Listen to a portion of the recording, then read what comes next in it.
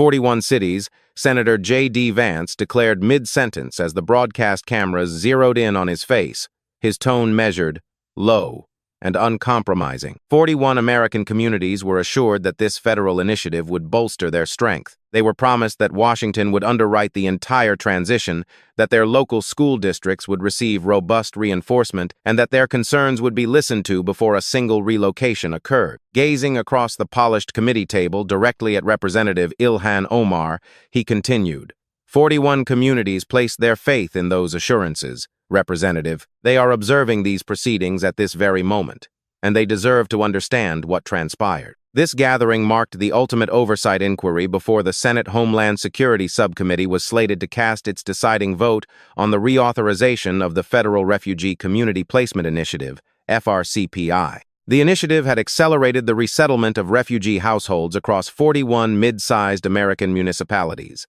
pledging an array of federal resources. Fully funded educational integration specialists, subsidized housing assistance, comprehensive employment readiness tracks, and prerequisite municipal consultations prior to any family arrivals. Representative Omar had served as the primary architect of the enabling legislation within the House of Representatives. She had vigorously defended the measure on the House floor, championed its merits during media briefings, and vowed to the host municipalities that they would emerge, to use her exact terminology, stronger, not strained. With the reauthorization ballot looming a mere 72 hours away, an affirmative vote would subject those 41 jurisdictions to a secondary wave of relocations, whereas a rejection would ultimately grant them a reprieve. Sitting poised behind the witness panel, Representative Omar answered with practiced cordiality, "Senator, I genuinely value the opportunity to provide testimony today. This initiative exemplifies the highest ideals of our nation, extending sanctuary to families fleeing peril,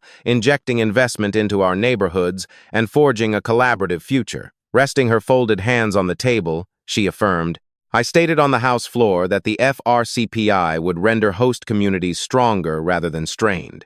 I firmly reaffirm those sentiments today, which is precisely why securing reauthorization is vital. Our obligation is not contingent upon a flawless inaugural year, but rather on our moral duty to every participating municipality to complete the work we initiated." Senator Vance offered a slight nod. "I acknowledge your perspective," he replied, "and I recognize that the representative holds a genuine concern for these towns, which motivated her advocacy for the legislation originally." Pausing for emphasis, he continued, "Over the past 60 days, I personally toured all 3 participating municipalities in Ohio: Dayton, Springfield, and Zanesville. I sat inside academic cafeterias originally engineered to accommodate 400 students that are currently forced to serve nearly 700. I conversed with educators who have gone 3 consecutive years without a salary adjustment, yet saw their classroom rosters double practically overnight. I listened to homeowners whose local property tax assessments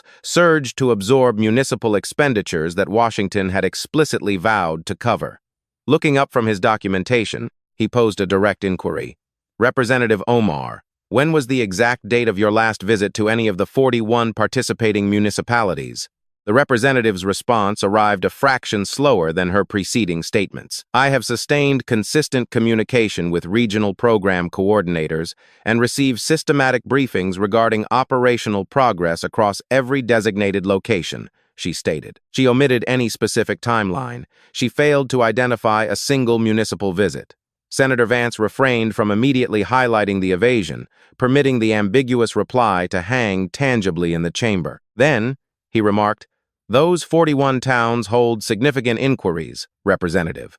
Millions of citizens are navigating the daily ramifications of this policy. They are not seated within this legislative hall. They are residing in their homes, observing the broadcast, and anticipating an explanation for the unfulfilled commitments made to them." Reaching toward a substantial binder positioned at his right hand, equipped with vibrant, color-coded dividers protruding from its edge, he flipped to the introductory tab. "If you are observing this broadcast and can already anticipate the trajectory of this interrogation, remain attentive, because the events unfolding within this hearing room over the subsequent half-hour represent an occurrence no one in the nation's capital foresaw. Make sure to subscribe immediately to ensure you do not miss a single moment of this unfolding narrative." I want to ensure we examine every detail today because the reauthorization vote occurs on Thursday, and I believe you will want to respond to the contents of this ledger prior to that roll call, Senator Vance asserted. Directly behind Representative Omar, her chief of staff leaned forward noticeably, his gaze locked onto the binder, which appeared significantly denser than anyone on her advisory staff had calculated. Senator Vance initiated the dialogue with a foundational statistical inquiry. Representative Omar, what was the total congressional appropriation designated for the FRCPI during its inaugural fiscal year? Omar responded instantaneously and without hesitation. $847 million. She articulated with the clarity of an individual reciting a figure practiced hundreds of times. And what was the total number of designated recipient municipalities? Vance inquired. 41, she replied. Vance nodded thoughtfully. Therefore, utilizing a basic mathematical division, each respective city should have secured an estimated $20.6 million in federal subsidies. Would you consider that an equitable baseline assumption? Representative Omar clarified that the disbursement architecture was never intended to function on an equal division. Rather, financial allocations were calibrated according to population density metrics, pre-existing municipal infrastructure, and anticipated relocation volumes. I comprehend the methodology, Vance countered. So let us examine the data from a different perspective. Reading directly from his dossier, he cited figures from his home state. Consider 3 Ohio municipalities. Zanesville was allocated a projected $14.2 million. They actually received $6.1 million, less than 50% of the target. Springfield was projected to gain $17.8 million. They collected $9.3 million. Dayton was projected at $22.5 million.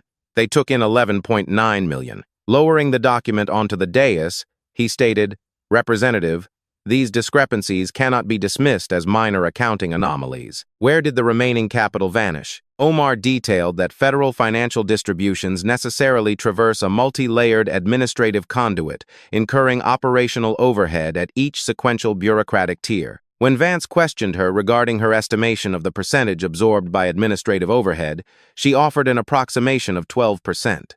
Vance then read the verified auditing figure compiled within a preliminary audit by the Government Accountability Office, GAO, 23%, nearly twice her stated estimation. He refrained from inserting personal commentary. He merely recited her estimated figure followed by the official auditing statistic and smoothly progressed to the subsequent topic. Yet, in transitioning, he seized upon a critical subsequent thread. If the financial resources failed to reach the municipal levels, he noted, "I am compelled to inquire regarding the educational integration specialists. Those professionals were scheduled to be recruited locally, utilizing federal grant disbursements. Given that the funding did not materialize, were those educational integration specialists actually hired?" Representative Omar explained that the initiative encountered substantial recruitment obstacles stemming from a highly competitive labor environment coupled with highly compressed operational timelines. Vance proceeded to cite the verified staffing figures from the official GAO evaluation.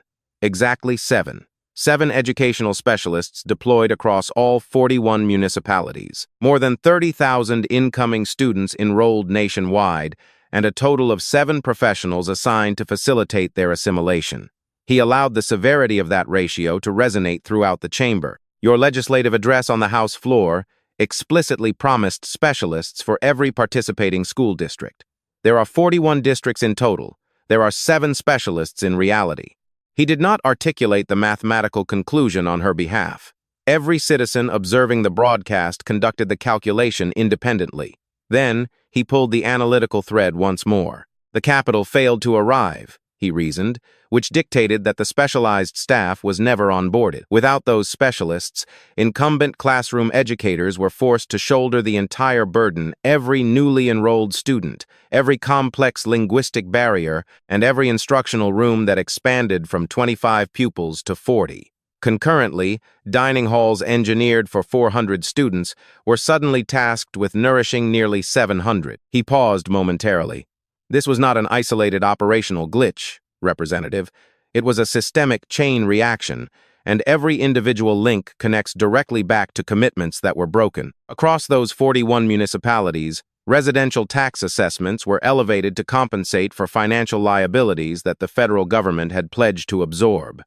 In Zanesville, municipal expenditures directed toward mitigating FRCPI budget deficits surpassed the city's entire annual appropriation for parks and recreation. Every playground facility, every community baseball diamond, and every municipal swimming pool combined amounted to less expense than the financial void between what Washington promised and what Washington actually delivered. Local fathers who volunteered as youth soccer instructors witnessed their municipalities cease basic ground maintenance on public athletic fields. Working families who had diligently saved for 3 decades to purchase residences within those neighborhoods watched their annual tax statements escalate to finance a program they were never given the opportunity to approve. These instances do not represent mere budgetary ledger entries. They represent the daily realities of millions of American citizens who relied upon their government to honor its pledges. Representative Omar pushed back firmly against the critique. She referenced historical legislative initiatives boasting bipartisan sponsorship that similarly endured turbulent introductory phases. While her historical assertion was factually accurate, Vance demonstrated zero interest in exploring legislative analogies. He redirected the focus strictly back to the fiscal ledger. Representative, your legislative staff published an official media release 7 months ago declaring that the FRCPI had successfully distributed $593 million in direct community aid. The GAO subsequently surveyed all 41 participating municipalities. The cumulative capital they confirmed receiving totaled only $311 million. He permitted the staggering discrepancy to settle heavily over the proceedings. The delta between what you publicly announced to the American citizenry and what those municipalities actually secured would be sufficient to fully fund every primary school within Zanesville for 6 consecutive years. He did not explicitly ask where the missing financial resources were diverted. He allowed that inevitable inquiry to take shape organically within the thoughts of every viewer monitoring the broadcast. I intend to revisit that financial chasm, Vance asserted. But initially, I wish to examine the subject of mandatory community consultation. Representative Omar shifted visibly within her seat. When she vocalized her response, her vocal cadence projected a distinctly different tenor, deeper, more measured, and resolute. She signaled an unwillingness to remain solely on the defensive. "Senator, I wish to address an underlying matter directly," she stated, locking her gaze straight onto Vance. "I acknowledge your expressed solicitude regarding Ohio municipalities, but I feel compelled to present a direct inquiry to you." Leaning forward over the dais, she challenged him. Where was this vocal solicitude when industrial manufacturing plants throughout Zanesville shuttered their doors? Where was your outrage when the opioid epidemic ravaged those exact same working-class neighborhoods? Where was your intervention when commercial storefronts along Main Street went dark and local parents were burying their adult children? She maintained eye contact without blinking. "Senator, did you convene a congressional oversight inquiry on behalf of those grieving families?" She pressed her counteroffensive without hesitation. These working communities were enduring profound hardships long before the FRCPI was ever enacted, she argued. They suffered from chronic underfunding.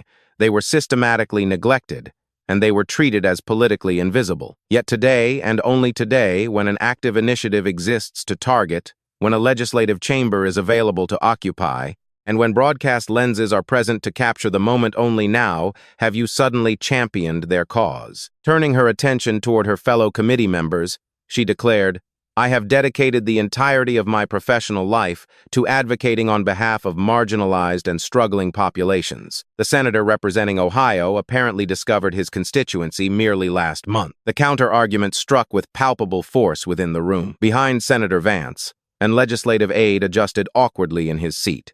2 senators seated on the dais dropped their gaze to examine their desk documents. From the public gallery, the atmosphere of the chamber shifted perceptibly. Even observers who had anticipated Vance would maintain absolute command of the dialogue experienced an uneasy realization, the uncomfortable possibility that her critique contained a degree of validity. Representative Omar had captured the conversational momentum, and she aggressively pressed her advantage. Her voice elevated, imbued with the persuasive moral conviction that had established her as a formidable presence across televised political discourse for years. However, in her zeal, she overreached. "The individuals who harbor trepidation regarding this initiative, I can comprehend their apprehension," she stated. "Nevertheless, I did not seek election to the United States Congress to legislate on the basis of fear. I entered public service to execute what is morally just, even when those actions prove unpopular within certain communities. She intended the phrasing to serve as a critique of fear-motivated political opposition.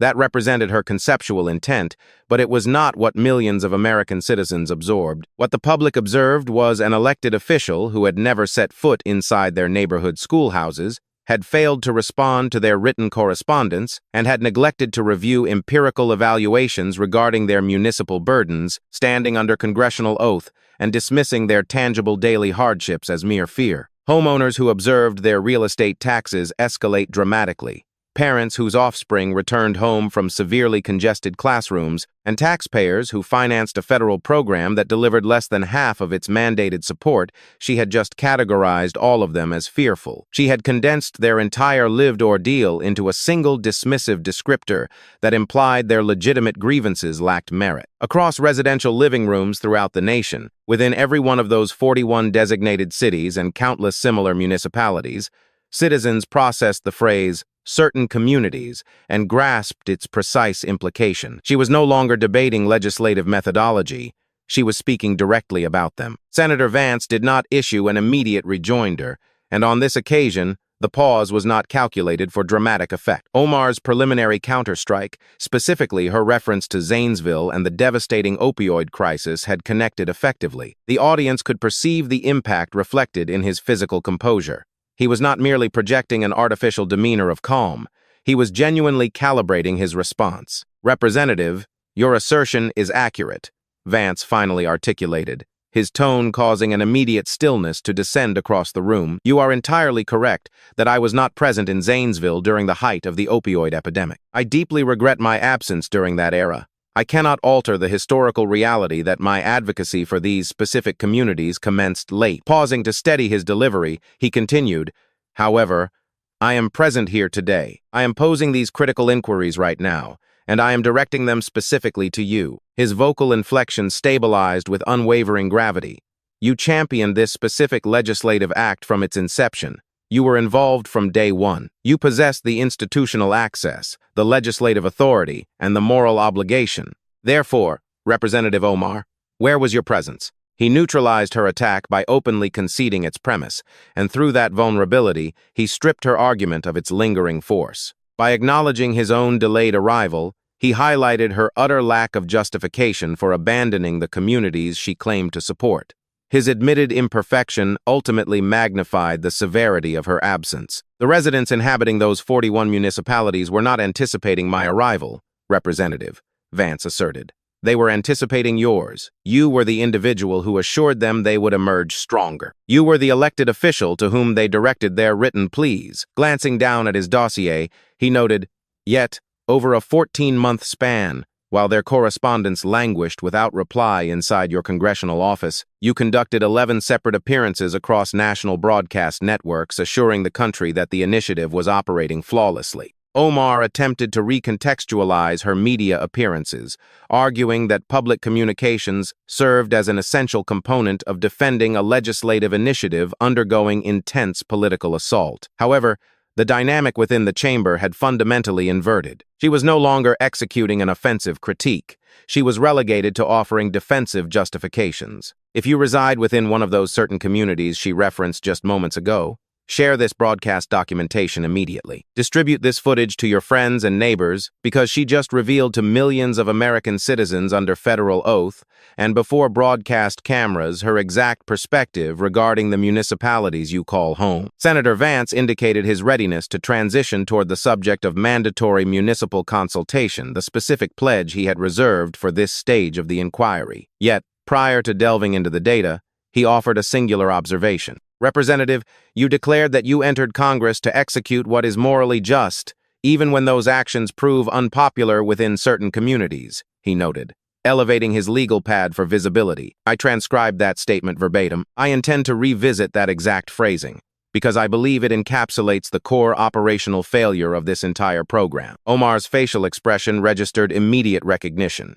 She perceived that her own syntax was being converted into an analytical weapon, and she lacked the means to retract the statement. Throughout the United States, The proceedings were being monitored in real-time snippets and complete broadcasts across television screens in domestic living rooms, on cellular devices within corporate break areas, and on tablet computers positioned along kitchen countertops. In the 41 cities that had endured the tangible consequences of this program over the preceding 18 months, and in surrounding towns that examined the recipient roster and recognized parallel vulnerabilities, citizens remained captivated. Retired educators who had observed their instructional systems strained to the breaking point.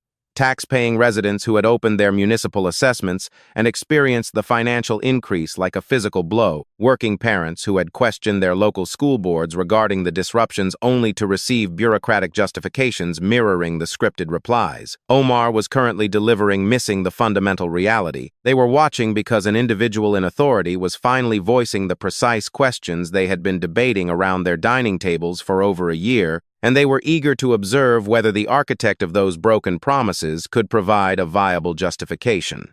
When the inquiry resumed, Vance adjusted his demeanor to a more approachable, almost collegial register, reminiscent of his introductory tone. He requested that Representative Omar outline the structural framework governing community consultation that the FRCPI statute explicitly guaranteed. Omar straightened her posture, visibly more comfortable upon familiar legislative terrain. She articulated the consultation architecture with intricate detail and evident professional pride. Systematic local stakeholder sessions, structured coordination with municipal governance, comprehensive demographic impact evaluations, and mandatory 90-day public review intervals prior to any municipality receiving relocated families. We constructed the most robust community engagement architecture in the entire history of federal resettlement administration, she declared with genuine conviction. Vance posed a singular, precise question. Exactly how many of those 41 designated municipalities successfully completed that comprehensive consultation architecture prior to receiving their initial household placements? He read directly from the initiative's internal quarterly status document, an official report listing Representative Omar's legislative office on its primary internal distribution roster, 0 out of 41. You characterized this as the most robust framework in legislative history. Representative. In practice, it was utilized exactly 0 times. Omar defended the outcome by explaining that while the engagement framework was structured appropriately, operational deployments were necessarily accelerated in response to acute humanitarian exigencies. Vulnerable families faced imminent peril, necessitating a compression of administrative timeline. Then, she uttered the statement that fundamentally transformed the nature of the hearing. We made the decision to prioritize placement speed because families were in danger, she testified. I was involved in those conversations, and I stand by that decision. She delivered the assertion with unwavering moral assurance. She failed to recognize the immediate implications of her admission, but Senator Vance perceived it instantly. His writing instrument froze upon his notepad. He lifted his gaze toward the witness table without rushing the moment. You stated, we made the decision, Vance reiterated slowly. You stated, I was involved in those conversations. He flipped through his documentation to locate a preceding transcript entry. Representative Omar, exactly 12 minutes ago within this very chamber, you testified under oath that operational implementation protocols were managed strictly at the administrative agency level and that your legislative office maintained no direct involvement in day-to-day program execution. Closing his dossier, he pressed the contradiction. Which assertion represents the factual truth? Were you directly involved in the decision to bypass the mandatory community consultations you promised to 41 municipalities, or were you not? He did not reiterate the inquiry a second time. He allowed the contradiction to stand immovably before the room. Beside Omar, her legal counsel leaned forward abruptly, placing both palms flat upon the tabletop, an instinctive physical gesture to restrain himself from sliding a corrective note across the dais. Along the committee bench, a fellow senator instinctively removed his spectacles. Within the press gallery, an investigative journalist underscored a notebook entry twice. Omar's communications director abruptly shut her laptop computer, staring fixedly at the back of the representative's head. The gravity of the contradiction resonated simultaneously across the nation and within the hearing room. Millions of citizens residing within those 41 participating municipalities had just watched the elected official, who promised them a collaborative voice, openly admit that she participated in the executive choice to strip that voice away. Alternatively, if she was not involved, then the legislative program she engineered, championed, and vigorously defended across national television on 11 separate occasions, had operated entirely outside her awareness. Either she personally authorized the suppression of local consultation, or she remained ignorant that the decision had been executed. For the working families who were never given an opportunity to speak, who woke up one morning to realize their community had been selected for them without local consent,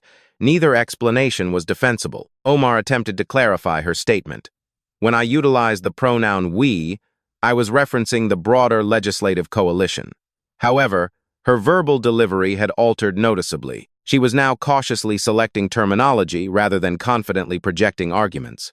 The assertive momentum from her earlier counterstrike had evaporated entirely. She recognized the severity of her admission, and she understood that the official congressional record had captured every syllable. If you feel compelled to rewind the broadcast footage to review that specific exchange, you are far from alone. That singular admission fundamentally altered the entire trajectory of this congressional oversight session, and the examination was far from concluded. Vance inscribed a brief notation on his pad. He chose not to badger the witness further on the point. I will permit the official congressional transcript to reflect both conflicting assertions, he stated simply. He then turned to the final section of his dossier. Representative Omar, I have one concluding area of examination before I yield the remainder of my time. Senator Vance indicated a desire to step back from granular statistical debates. His vocal delivery transitioned into a measured, almost conversational style, creating the impression that he had relinquished the pursuit of a political victory in favor of simply establishing the fundamental truth. In your own words, Representative, what represents the core objective of the Federal Refugee Community Placement Initiative?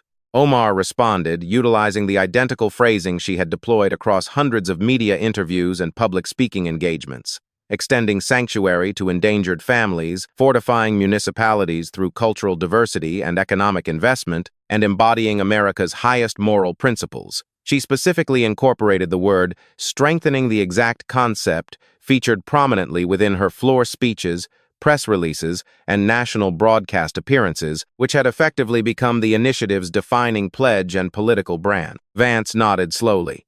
Is it your official sworn testimony today that the FRCPI genuinely strengthened the participating municipalities that received family placements? Representative Omar replied in the affirmative, acknowledging that while the program encountered operational hurdles and imperfect execution, the long-term trajectory remained oriented toward fostering stronger communities. She was politically compelled to maintain that position. The pending reauthorization vote was scheduled in exactly 72 hours. In response, Senator Vance articulated exactly 5 concise sentences, one distinct statement for every unfulfilled promise. This sequence represented his most economical use of language throughout the entire proceeding. The financial resources failed to reach the municipalities. The educational integration specialists were never hired. The employment readiness tracks failed to launch. The mandatory community consultations never occurred. And when the struggling municipalities directed written correspondence to your office requesting assistance, nobody answered. Each declaration was delivered in a flat, objective, declarative tone.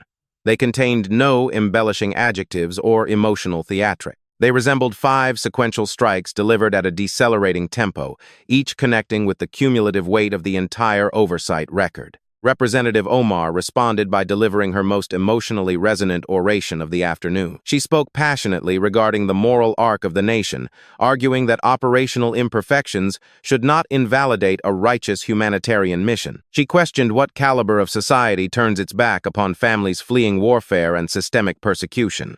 She spoke continuously for over 60 seconds, her words projecting profound sincerity and deeply held belief. Yet, not a single phrase within her impassioned address responded to the 5 factual declarations Vance had presented upon the record. She was debating a philosophical vision of what America should represent. Senator Vance had inquired strictly regarding the tangible outcomes of her actions. When her oration concluded, the chamber fell completely quiet. Vance then uttered 3 simple words, his briefest statement of the day.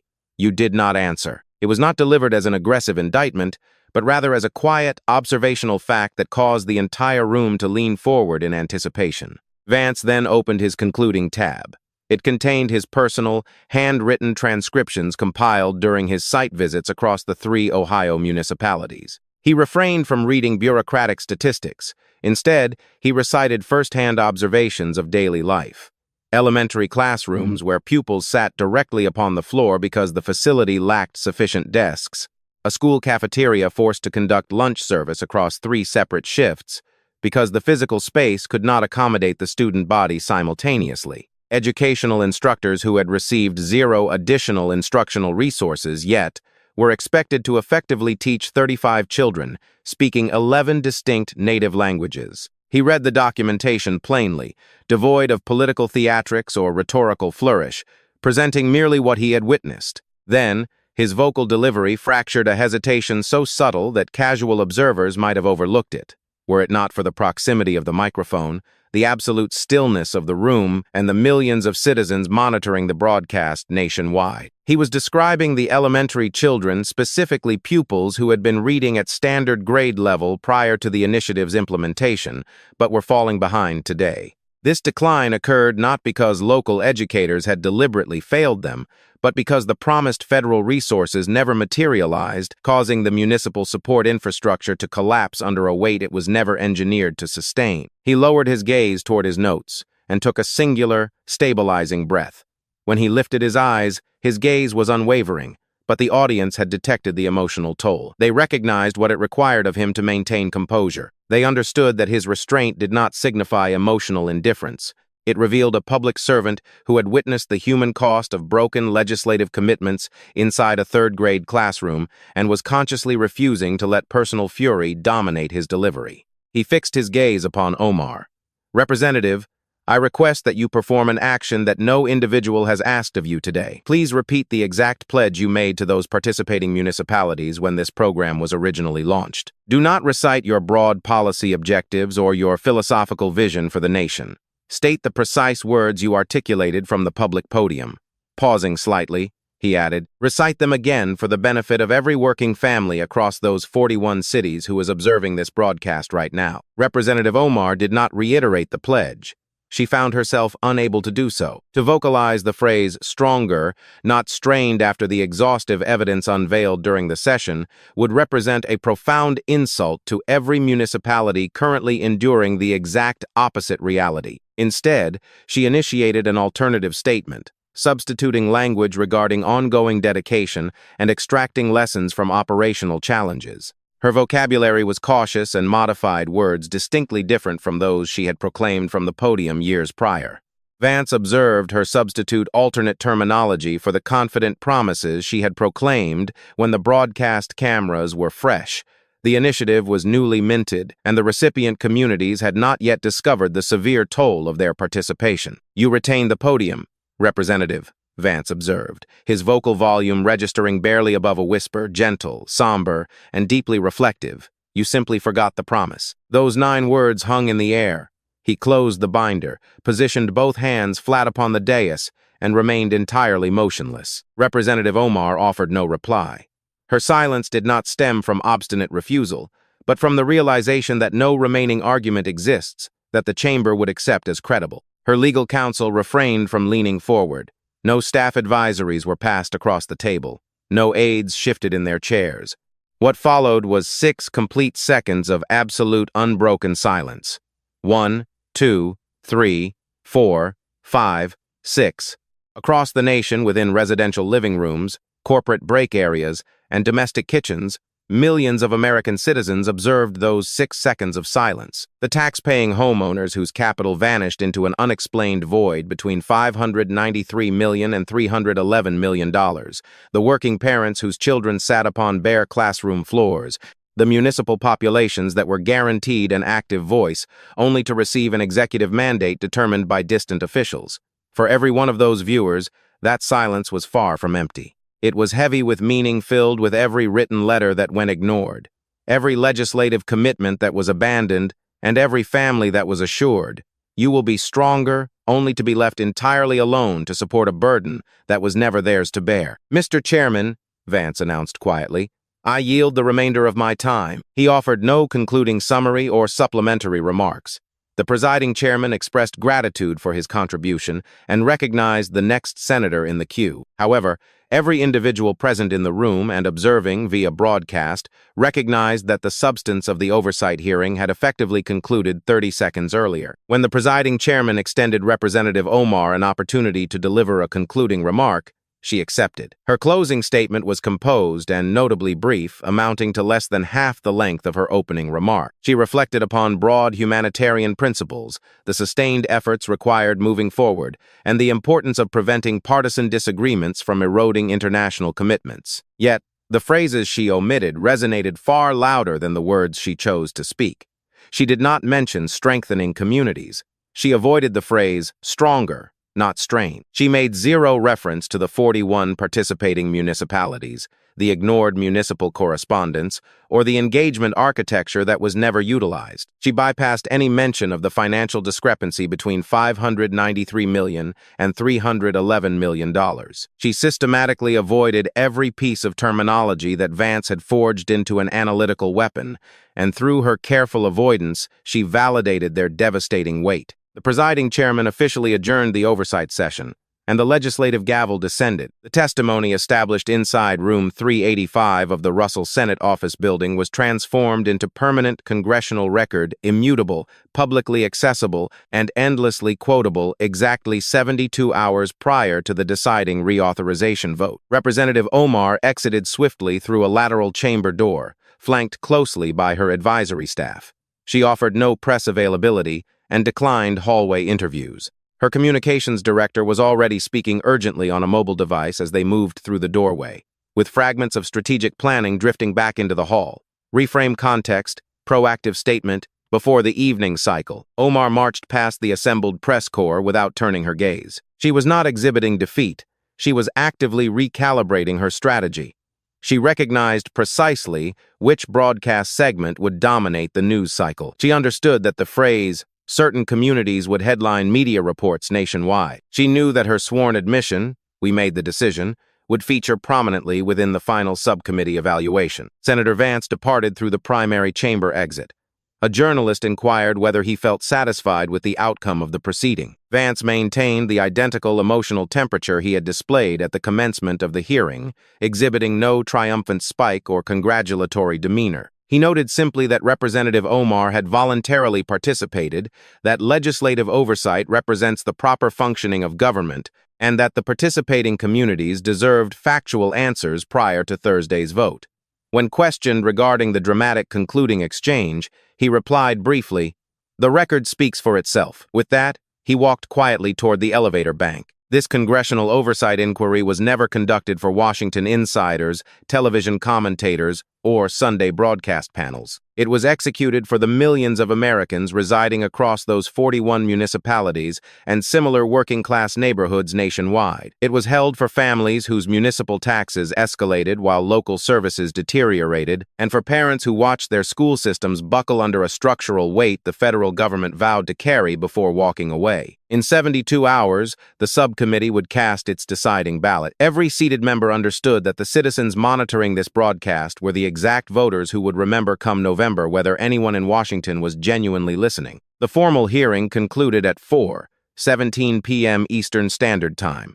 By 5:00 p.m., a concise 93-second video excerpt was circulating across digital platform. The clip commenced with Representative Omar's eloquent oration regarding the moral arc of the nation, which completely failed to address Senator Vance's statistical questions. It then cut to Vance's three-word observation, "You did not answer." It showed his quiet request for her to repeat her original promise, followed by her selecting cautious vocabulary, Vance's somber realization, and finally, 6 seconds of unbroken silence.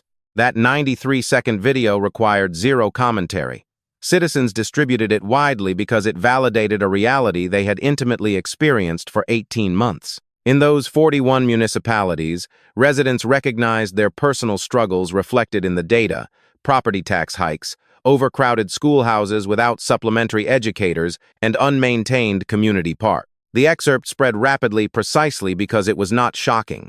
Every citizen already knew about the missing resources, ignored pleas, and bypassed consultations. Watching a legitimate authority declare their lived reality aloud under oath transformed everything. For the first time in 18 months, those communities no longer felt invisible.